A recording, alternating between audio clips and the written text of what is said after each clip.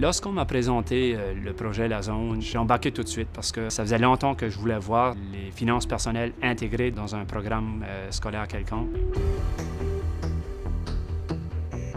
C'est sûr que la ressource La Zone, c'est une ressource complète. On touche vraiment tous les aspects des finances personnelles. Puis les activités sont prêtes, on suggère différentes activités, les liens avec les programmes d'études sont faits. Donc c'est facile pour un enseignant de prendre cette ressource puis de l'intégrer dans ses cours. Lorsqu'on parle de finances, ça intéresse les jeunes. Ils se posent beaucoup de questions, ils savent que c'est quelque chose qu'ils entendent parler de leurs parents, mais ils ne saisissent pas nécessairement toute l'ampleur. Ça fait que lorsqu'on parle d'impôts puis qu'on peut enlever jusqu'à 40 de son salaire, ils ont beaucoup de questions. Où est-ce que cet argent va? Pourquoi on l'enlève? Ainsi de suite. Lorsque j'ai présenté la zone, ils étaient contents de voir que ça allait être quelque chose de très signifiant pour eux autres, ça allait être quelque chose d'utile tout au long de leur vie, qu'ils vont être capables de bénéficier. Donc, la réaction a été positive.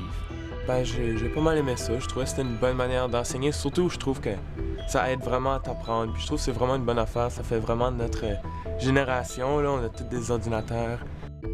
Le site web est vraiment dynamique et interactif. Il y a un aperçu court.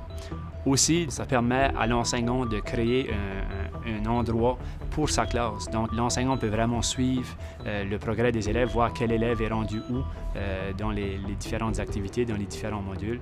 Puis ça, je pense que c'est vraiment aussi un atout pour la ressource. La façon dont la ressource est structurée, quand on utilise des récits avec des personnages fictifs, mais quand même qui seraient très plausibles dans notre société, ça ajoute beaucoup de concret, puis les élèves ont beaucoup apprécié l'utilisation de cette ressource.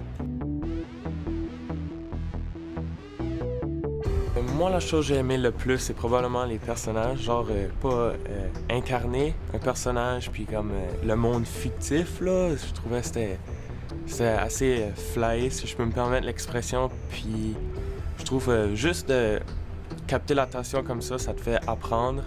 Plus tu as ton attention vers le personnage, plus tu connais ton personnage, veux pas, mieux que tu vas aimer ça, puis mieux que tu vas apprendre. Tu vas t'en rappeler.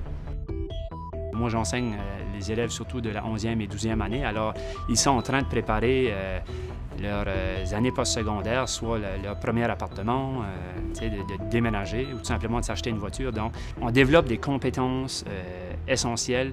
Ils savent que c'est des choses qu'ils vont utiliser au quotidien. Lorsqu'on parle de budget, lorsqu'on parle de faire la différence entre est-ce que c'est un besoin ou un désir, de prendre conscience qu'il faut réfléchir à ces choses-là, de comprendre les différents types d'institutions financières, comment le crédit fonctionne. C'est vraiment une occasion en or pour les permettre de réfléchir à tout ça. En utilisant la zone, je me suis rendu compte que je dépensais beaucoup inutilement dans des affaires que, oui, c'est le fun, que oui, j'ai ce CD-là, ou j'ai été manger là, mais peut-être que j'aurais pu le sauver, mon argent, puis surtout c'est des petites choses que tu apprends, mais qui te fait sauver beaucoup. Ça va beaucoup m'aider, surtout à trouver mes dépenses, comment ça s'appelle, les besoins et les désirs. C'est une chose que je suis sûr que ça va me valoir beaucoup dans le futur, puis c'est une bonne chose que j'ai appris. C'est satisfaisant comme enseignant de voir que tu as pu influencer tout au long de sa vie, puis que probablement il sera dans une meilleure situation financière. Puis évidemment, ça va lui permettre de réaliser plus ses rêves, puis d'avoir une vie satisfaisante.